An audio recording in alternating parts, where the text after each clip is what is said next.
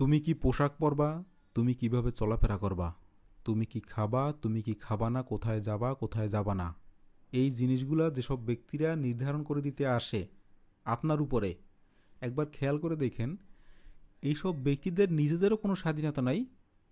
এই যে পরিধানে, খাবারে, কোথাও যাওয়ায়, তারাও যে জিনিসটা পরিধান করতেছে বা যে খাবারটা খাচ্ছে, যেটাকে অ্যাভয়েড করতেছে, যে জায়গাটা যাচ্ছে বা যে জায়গাটা অ্যাভয়েড করতেছে, এই সব কিছুই সে কারো না কারো নির্দেশনায় করতেছে।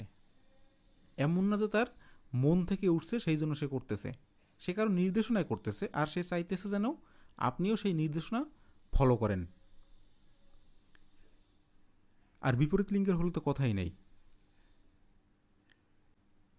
মানুষ যখন প্রথম পৃথিবীতে সৃষ্টি হয়েছে তখন এই যে সেফ থাকার জন্য ভেরিয়া মানে হায়না দেখে শিখছে যে হায়নারা সবাই একসাথে থাকে, এই জন্য সেফ আছে।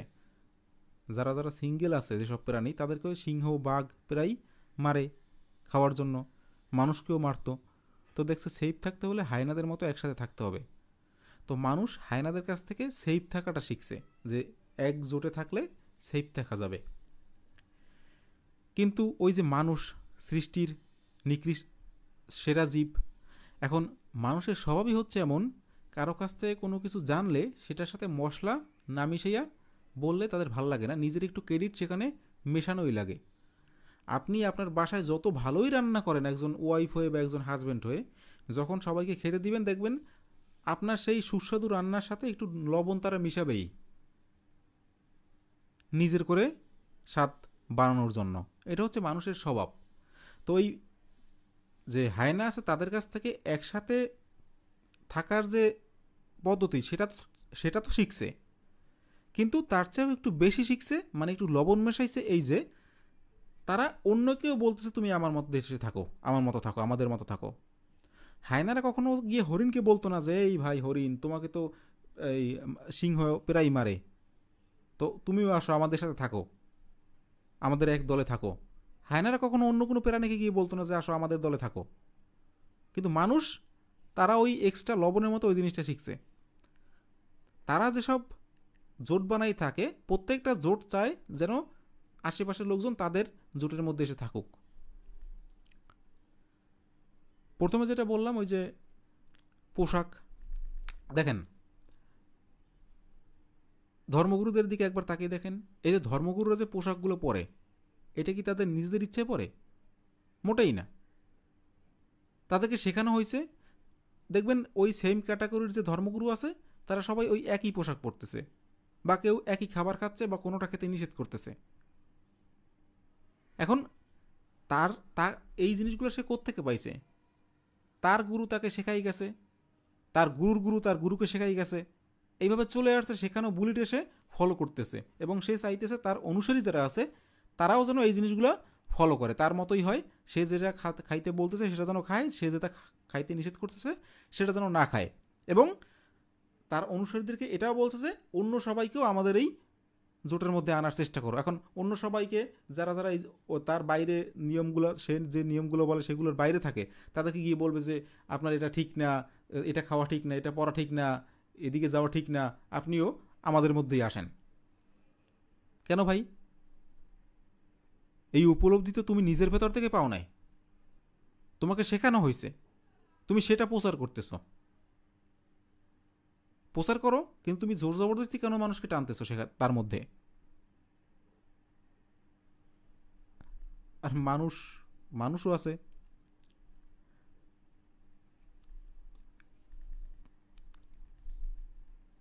আপনার উপরে আপনি কি পোশাক পরবেন বা আপনি কীভাবে চলবেন সেটা যদি কেউ ডিসাইড করতে আসে। অনেকেই আমাকে বলে যে চুল কাটো না কেন, চুল কেন বড় রাখছো, মহিলারাও বলে। এখন তো কম বলে। আমার চুল রাখার কোনো ইচ্ছাই ছিল না, চুল বড় করার কোনো ইচ্ছা ছিল না।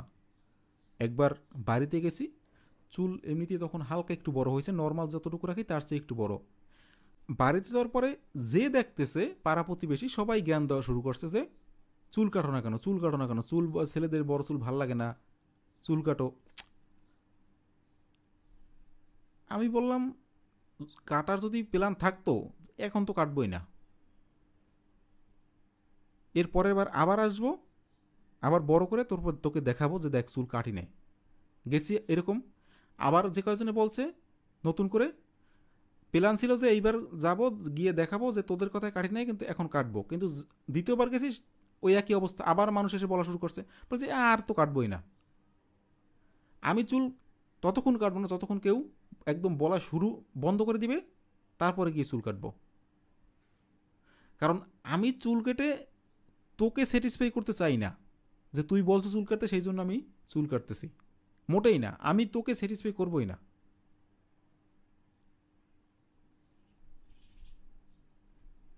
আমার এক সো কল্ড গার্লফ্রেন্ড ছিল কলেজে, আমাকে একদিন এসে বলতেছে সিগারেট খাওয়া বাদ দিতে। আমি বলি ধুর, সিগারেট যদি খাওয়া বাদ দিই সেটা আমার ইচ্ছায়, তোর কথায় কেন, তোকে স্যাটিসফাই করবো আমি? এটাকে যদিও বলে রিঅ্যাক্টেন্স থিওরি, আমার মধ্যে এটা আছে, কাজ করে, অনেকের মধ্যে করতে পারে, অনেকের মধ্যে করে না। টপিক থেকে অনেক দূরে চলে যাই। যে টপিকে আসছিলাম, যেসব মহিলারা এসে বলে যে চুল রাখা ভালো না, ছেলেদের চুল কাটতে হয়, বা যেসব ছেলেরা বলে যে চুল মহিলাদের রাখার জন্য ছেলেদের চুল কাটতে হয়, এই মানুষগুলা এই যে থিওরিটা সেটা কোত্থেকে পাইছে? কেউ নিজে উপলব্ধি করে না। এরা এরা সবাই শেখানো বলি আওড়াচ্ছে, আর শেখানো জিনিসটা প্র্যাকটিস করে যাচ্ছে। ছোটবেলা থেকেই একটা মেয়েকে শেখানো হয় যে তোমার চুল বড় করতে হবে, বড় করলে তোমাকে সুন্দর লাগবে। আর একটা ছেলেকে শেখানো হয়, ছেলেকে শেখানোই হয় না, ছেলেকে তো চুল যদি ঘাড়ের উপরে এসে পড়ে 1-1.5 বছর বয়স হইতেই তাকে নিয়ে সেলুনে চলে যায়। আর ওই ছেলে পরবর্তীতে ওই অভ্যাসবশত চুল যদি এই পর্যন্ত এসে পড়ে তখন অটোমেটিক সে সেলুনে চলে যায়। তাকে শেখানো হয়েছে যে তার চুল কাটলে তাকে ভালো লাগবে দেখতে, ছেলের চুল কাটতে হয়। আর মেয়েদের বলছে যে তোমার চুল কাটা যাবে না, তোমার চুল বড় রাখলে তোমাকে ভালো লাগবে। এই শেখানো জিনিস এগুলা বহুত। তাদের বাবা মা তাদেরকে শেখাইছে, তাদের বাবা মাকে তাদের বাবা মা শেখাই গেছে, এই জিনিসটাই চলতে আসছে এখন পর্যন্ত, আর এইটাই চলতেছে। শেখানো জিনিসগুলো সবাইকে পাস করতেছে, কিন্তু তার পেছনে লজিক কি? লজিক তো এরা কেউ দিতে পারবে না। ছেলেদের চুল রাখার পেছনে লজিক কি আর না রাখার পেছনে লজিক কি কেউ দিতে পারবে না। হ্যাঁ, অনেকে বলে যে ঘাটিয়ে ঘাটিয়ে লজিক দেয়। কেউ এসে বলে কি লজিক তো কতগুলো আছে, একজনে বলে যে ছেলেদের মাথা গরম থাকে এই জন্য চুল পড়ে যায়। তাই আমি বললাম ছেলেদের মাথা গরম থাকাটা কি আপনার গর্বের মনে হয়? এটা গর্বের বিষয় মাথা গরম থাকা? আপনার মাথা গরম থাকলে আপনার চুল পড়ে যাচ্ছে, আপনার তো লস হচ্ছে। অফেন্ড হয়ে গেছে। বাঙালির এই একটা কাজ, সবসময় অফেন্ড হইতে তারা রেডি। কেন? কারণ ভাষা নাই, মুখে শব্দ নাই, তাদের কাছে সবার কাছে লিমিটেড শব্দ, আর আছে অনেকগুলো গালি। তো যখনই শব্দ শেষ হয়ে যায় তখন কি করতে পারে? হয় গালি দিয়ে, আর যদি গালি দেওয়ার মতো জায়গা না থাকে বা সামনে মানুষটাই গালি দিতে একটু অসুবিধা ফিল করে, তখন কি অফেন্ড হয়ে যায়। এর বাইরে বাঙালি কিছু করতে পারে না। তর্ক দিয়ে আমাকে বোঝাক, তর্ক দিয়ে একজনকে বোঝাক, তর্ক করার মতো শব্দ তাদের কাছে নাই। আবার টপিক থেকে দূরে চলে গেছি।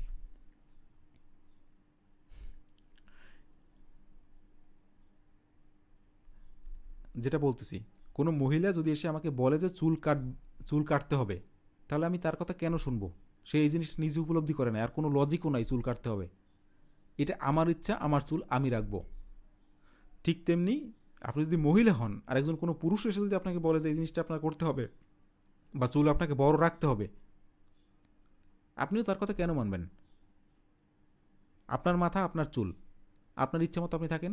সমস্যাটা হচ্ছে কি, বাঙালি নিজের ভালো, নিজেকে কতটা সুন্দর দেখাবে, নিজের ভালো, এইগুলা বলার যে দায়িত্ব সেটা সামনের ব্যক্তিকে দিয়ে দেয়, সমাজকে দিয়ে দেয়। আমাকে কেমন দেখাচ্ছে একটু বলো তো। স্বামীর কাছে গিয়ে বলে আমাকে কেমন দেখাচ্ছে একটু বলো তো। একদিন তো ভালো বলবে, যেদিন তোমাকে খারাপ দেখাবে সেদিন তো সে বলবে, তো সেদিন আবার তার খারাপ লেগে যাবে।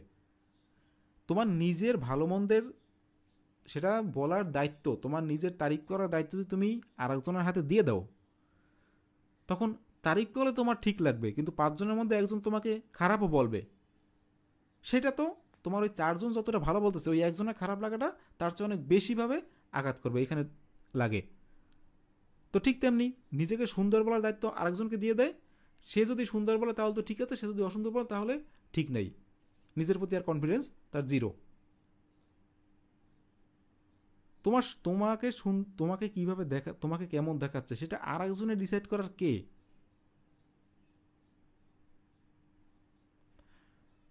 এই জিনিসগুলা ছোটবেলা থেকে এমনভাবে গোলাইয়া খাওয়ানো হয় একটা বাচ্চাকে, এইভাবে পড়ো না, ওই তোমাকে খারাপ বলবে,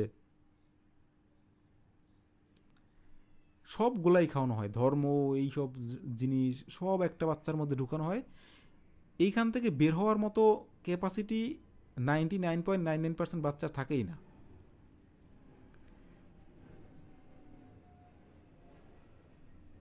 আমাকেও শেখানো হয়েছে, আমি এমন না যে আমাকে এইগুলো শেখানো হয় না, আমার বাবা মা অনেকেই, আমার বাবা মার এর পেছনে কোনো ক্রেডিট নেই।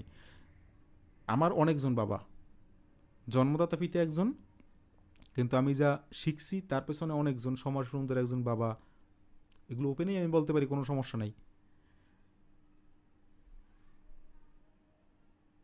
তারা যেসব শিখাইছে সেখান থেকে বের হওয়াটা অনেক কষ্টের, অনেক পেশেন্সের, অনেক সাহস লাগে, যে জিনিসটা ম্যাক্সিমাম বাচ্চারা পারেই না বের হতে। যে মা বাবা এটা শিখাইছে এটার বাইরে কিভাবে সম্ভব, মা বাবা তো সবচেয়ে শিক্ষিত, আর বাপ মা আসেও নিজের ক্রেডিট নেওয়ার জন্য।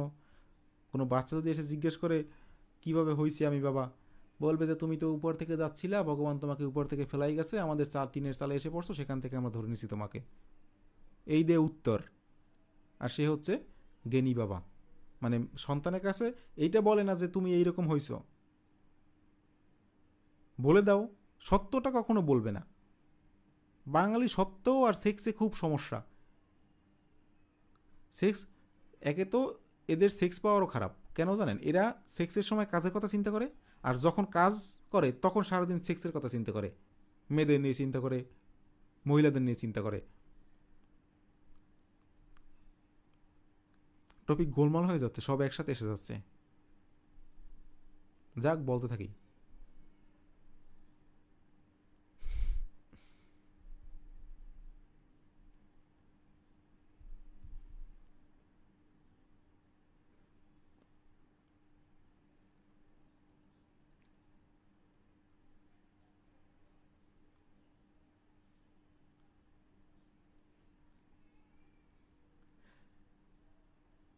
নিজের কথা বলবো, নিজের কথা, নিজের কথা কি, একটা জিনিস গত 2-3 দিন পর্যন্ত রিয়েলাইজ করতেছি,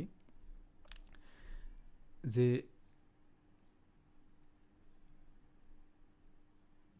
সমাজে, যে সমাজে বিবাহ আছে সেই সমাজে ডিভোর্স অনেক জরুরি।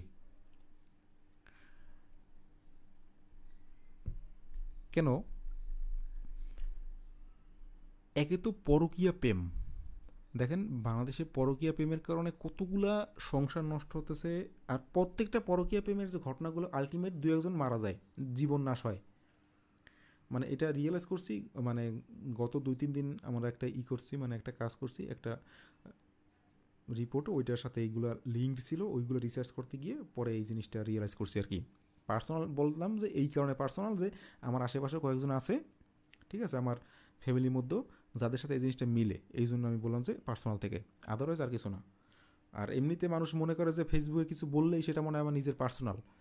ফেসবুক হচ্ছে পাবলিক প্ল্যাটফর্ম, সেখানে যা যা বলি আমার পার্সোনাল না। আর এই জন্য অনেক কিছু বলতেও পারি না, বিয়ে নিয়ে, সংসার নিয়ে, স্বামী স্ত্রী নিয়ে, তাহলে মনে করবে যে এদের দুইজনের মধ্যে যেন কি চলতেছে। যাই হোক, তো যে জিনিসটা রিয়েলাইজ করছে যে বিয়ে থাকলে, যদি যেখানে অ্যারেঞ্জ ম্যারেজ থাকবে সেখানে ডিভোর্সও থাকা ততটাই জরুরি, 50-50 হওয়া দরকার। কারণ দেখেন এই পরকীয়া প্রেমিকের কারণে, পরকীয়া প্রেমের কারণে কতগুলো সংসার ধ্বংস হচ্ছে প্রত্যেক দিন। আর সেই সাথে যে ছেলে মেয়েগুলো আছে তারা যে সাফারটা করতেছে, তাদের অবস্থা কেউ ভেবে দেখছেন? তাদের জীবনগুলো কি হইতেছে? মা যদি বাবাকে মেরে ফেলে পরকীয়া প্রেমিকের কারণে, এরপরে মা জেলে চলে যায়, তাহলে সেই, বা যদি জেলে নাও যায়, সেই ছেলে মেয়ে তাদের অবস্থাটা কি হয়?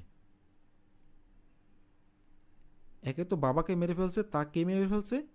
তার মা মেরে ফেলছে, বা মা মেরে ফেলছে বাবা, বাবা মাকে মেরে ফেলছে, বা পরকীয় প্রেমিক এসে দুজনে একজনকে মেরে ফেলছে।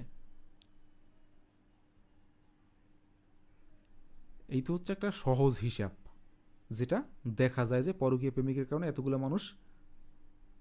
এতগুলো মানুষের জীবন খারাপ হয়েছে। এরপর আসি আসল, যেটা আমি রিয়েলাইজ করতেছি,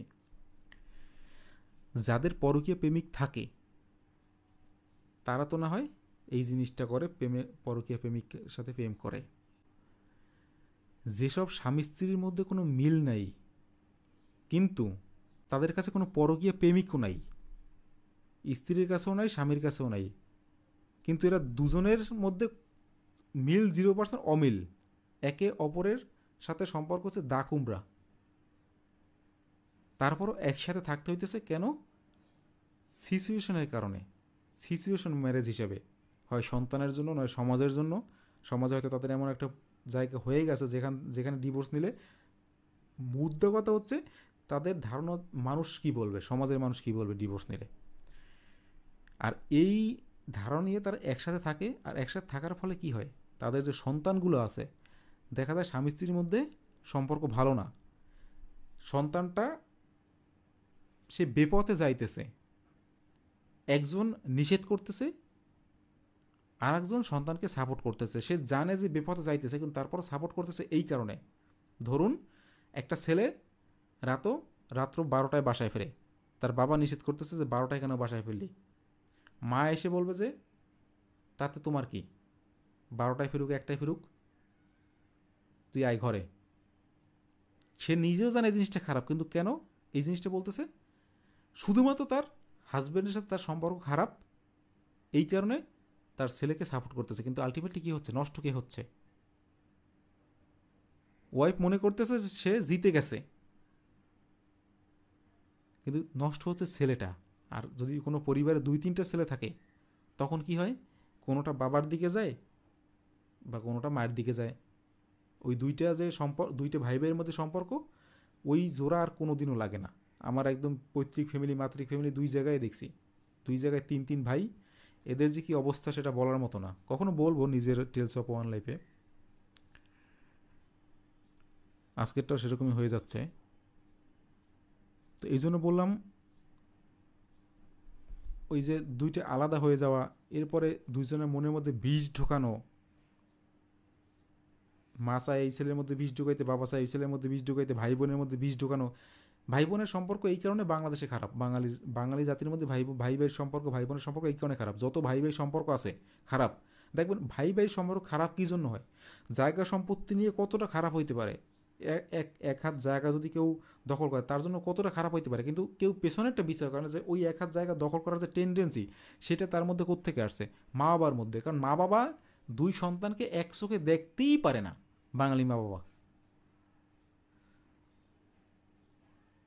এই জন্য এরা সাফার করে। এদেরকে এই যেসব বাবা মা এই দুই সন্তানকে এক চোখে সমান চোখে দেখতে না পারে, তাদেরকে বৃদ্ধাশ্রমে কেন, তাদের কোথাও জায়গাই হওয়ার দরকার নেই তাদেরকে। কারণ এরা জানে না ওই দুই সন্তানকে দুই চোখে দেখে যে তাদের নেক্সট কতগুলো জেনারেশন ধ্বংস করে দিয়ে যাচ্ছে। ব্যান্ডিট বন্ডিট সিরিজটা দেখছেন কেউ? বান্ডিটস, নাসিরুদ্দিন শাহ সিজন 1-এর লাস্টে যখন তার দুই শিষ্য এক স্টেজে উঠে গাওয়া শুরু করছে, 33 বছর থাকা সঙ্গীত সম্রাট, সেই যে নাসিরুদ্দিন শাহ যে ক্যারেক্টার অভিনয় করছে, তার কান ঠিক সেই মুহূর্তেই বন্ধ হয়ে গেছে। বন্ধ হওয়ার পেছনে ডিরেক্টর অনেকগুলো লজিক রাখছে, কারণ তার কান বন্ধ হয়েছে দিকেই তার শিষ্যরা আপগ্রেড করতে পারছে, ক্লাসিক্যাল মিউজিকের সাথে ওয়েস্টার্ন মিউজিক যুক্ত করতে পারছে, না হলে তার আগে সুযোগ ছিল না সে বেঁচে থাকলে। কিন্তু যেদিন তার সবচেয়ে দুইজন ভালো শিষ্য একই স্টেজে গাওয়া শুরু করছে, সেদিন তার কান বন্ধ হয়ে গেছে। কেন জানেন এর পেছনে লজিক কি? এত বছর এত বড় একজন সম্রাট হয়েও সে ওই দিন ওই একই ভুল করতে ওই স্টেজের সামনে আসছে। নিজের দুই চোখের মধ্যে দুই কানের মধ্যে তুলনা করতে আসছে, কারণ ওইখানে দুইজনই তার সবচেয়ে ভালো শিষ্য, একজন বয়স্ক একজন ইয়াং। কিন্তু তারা যখন গাইবে তখন তার দুই কান তো না চাইলেও তুলনা করে ফেলবে। আর একজন গুরু হিসেবে সেম লেভেলের দুজন শিষ্যের প্রতি এই জিনিস করা কখনোই ঠিক না। এই জন্য তার কান শুনতেই পারে না তাদের কারো গান। এটা আমি রিয়েলাইজ করছি, এবং প্রথমবারে না, অনেকবার দেখার পরে কয়েকদিন আগে গিয়ে রিয়েলাইজ করছি। ওই সিনটা অনেকবার দেখছি, আমার ওয়াইফের খুব ফেভারিট, ও মাঝে মাঝে দেখে, তো আমি গিয়ে রিয়েলাইজ করলাম যে এই আসল ঘটনাটা এইটা, যে গুরু শিষ্যদের একই সেম লেভেলের শিষ্যের গান একসাথে একই স্টেজে গাওয়ানো, একই রাগ গাওয়ানো উচিত না। আর যখনই সেই জিনিসটা করতে গেছে তার কান বন্ধ হয়ে গেছে। মা বাবাও এরকম। মা বাবা দুইটা ছেলে বা দুইটা মেয়ে, বা একটা ছেলে একটা মেয়ে, দুইটাই তারা নিজেরা জন্ম দেয়। আর সেই দুইটা জন্ম দেওয়া বাচ্চার প্রতি কীভাবে তারা করে আমি জানি না, কিন্তু যারা করে, এই যে বৃদ্ধ বাবা মাকে বৃদ্ধাশ্রমে, এইসব বাবা মা আমার কথা খারাপ লাগবে, আমাকে বলবে ভাই, আমি বলবো এইসব আমাকে বৃদ্ধাশ্রমে জায়গা তো দরকার নেই, যারা এই, কারণ এর সাফার যারা না করছে তারা বুঝবেন না। তো আপনি দুনিয়া সবার সাথে লড়তে পারেন, কিন্তু আপনার ঘরে যদি আপনার ভাইয়ের সাথে আপনার লড়তে হয়, আপনার বোনের সাথে লড়তে হয়, এবং কি কারণে? তাদের শুধুমাত্র আপনার মা বাবা তাদের কান ভরাইছে, তাকে স্পেশাল ফিল করাইছে, আপনাকে স্পেশাল ফিল করায় নাই।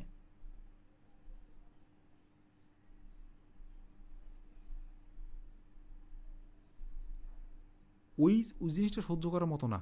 আপনার ভাই যদি তার নিজের ইচ্ছায় কোনো একটা খারাপ কাজ করে বসে আপনার সাথে, তখন তো আপনার ততটা দেখবেন, ওইটা হচ্ছে অন্য মানুষ একটা কাজ করলে যেমন লাগে আপনার ভাই করলেও তেমন লাগে। কিন্তু যদি আপনার ভাই এমন কোনো কাজ করে বসে, আর যেটা দেখে আপনার মনে হয় যে এই কাজটা করছে শুধুমাত্র আপনার মা বাবার সাপোর্টের কারণে, তারা যদি সেই দিন ওই কথাটা না বলতো, বা ওই কাজটা না করতো ওর সাথে, বা ওকে এতটা না দিত সুযোগ সুবিধা, বা ওকে এই যে এক্সট্রা একটা অনৈতিক সুবিধা দিয়ে রাখছে বা দিয়েছিল, এই কাজগুলো করার জন্য যে আজকে এই কাজটা আমার সাথে করতে পারছে, এরকম যখন ফিল হবে, তখন আপনি নিজেই মরে যাবেন। তখন আর আপনার ওই ঝগড়া করার ইচ্ছা করবে না, মারামারি করার ইচ্ছা করবে না, বিচার করার ইচ্ছা করবে না, কিচ্ছু করার ইচ্ছা করবে না।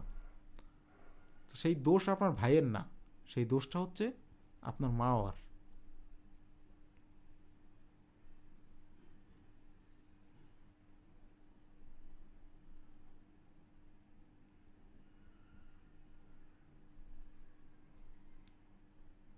এই জন্য ওই যেসব মা বাবা এই সিচুয়েশনের মধ্যে থাকে,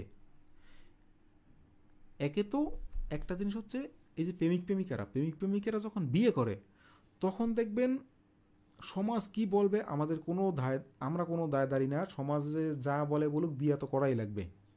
সমাজ থেকে দূরে গিয়ে বিয়ে করে, সমাজের কোনো পাত্তা দেয় না।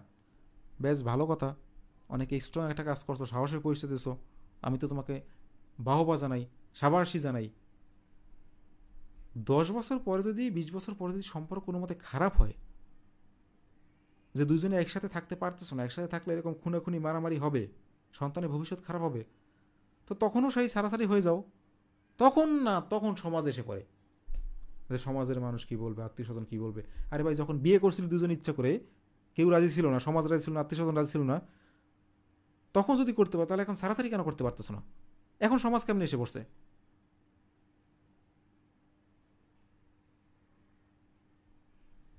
আর এই যে অ্যারেঞ্জ ম্যারেজ, কে সমাজের আপনাদের 20 বছর যদি বিয়ের বয়স হয়ে যায়, তখনকার সমাজের মানুষ তো এখন নাই, আপনার সারাসারি করতে সমস্যা কি? দুজনে মিলে কেন একটা সন্তানের জীবন নষ্ট করবেন?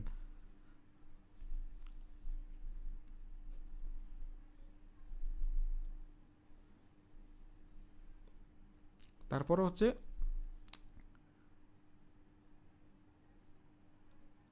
অনেকে বলে না যে চাকরিওয়ালা মহিলা বা চাকরিওয়ালা স্ত্রীদের অনেক তেজ থাকে, তাদের সাথে ঘর করা ভুল।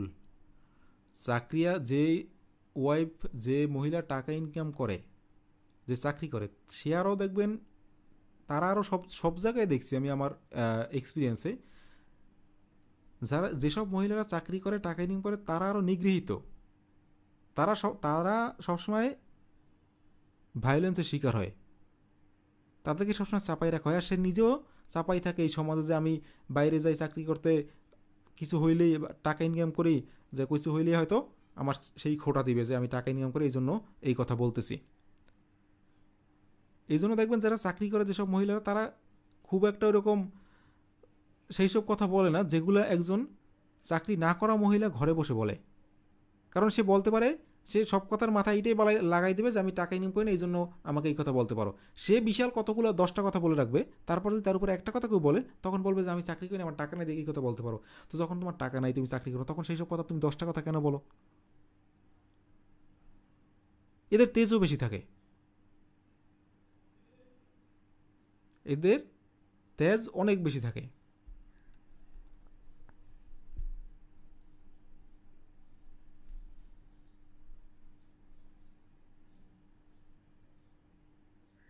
আর তেজ বেশি থাকে তো ভালো কথা, তেজ মহিলাদের তেজ থাকে ভালো, কিন্তু কোথায় থাকে সেটা?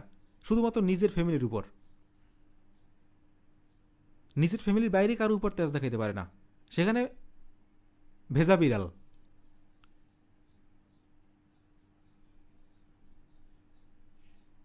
মহিলাদের, মহিলা কোমল, স্নিগ্ধ, তেজি, জেদি, সব কিছুই মহিলার মধ্যে থাকবে।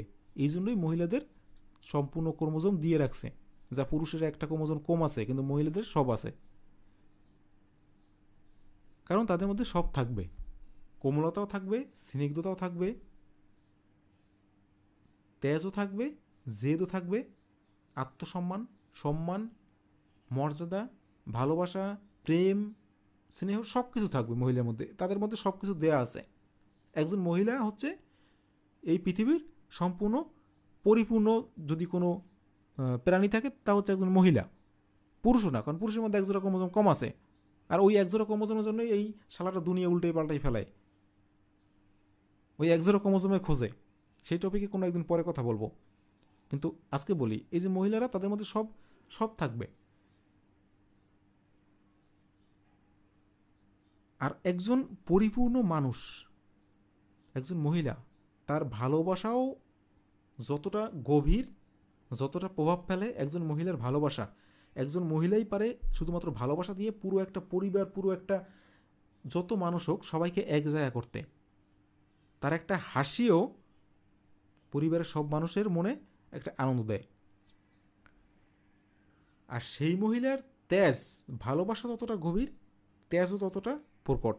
কোনো মহিলার তেজ যদি ভালোবাসার চাইতে বেশি হয়, তখন সেই তেজের যে প্রখর, সেটা সূর্যের চেয়েও অনেক গুণ বেশি। সূর্যের আশেপাশে কেউ গেলেই যেভাবে একদম ভস্ম করে দেয়, কোনো চিহ্নও রাখে না, একজন মহিলার তেজ ঠিক ওই রকমই পরিবারের, পুরো একটা পরিবারকে ধ্বংস করে দেয়। পুরো একটা পরিবারের মানুষের ভেতরের মনের যে জিনিসটা, যে সম্পর্কটা, যে আস্থা, যে বিশ্বাস, যে ভালোবাসা, সব কিছু ধ্বংস করে দেয়। কোনো নারীর তেজ যদি সূর্যের চেয়ে নারীর তেজ প্রখর, তোমার উপর যদি কোনো নারীর তেজ পড়ে, তুমি শেষ। ঠিক তেমনি তোমার পরিবারের উপর যদি কোনো পড়ে, আর যদি সেটা পরিবারের ভেতর থেকেই হয়, তাহলেও তোমার পরিবার শেষ।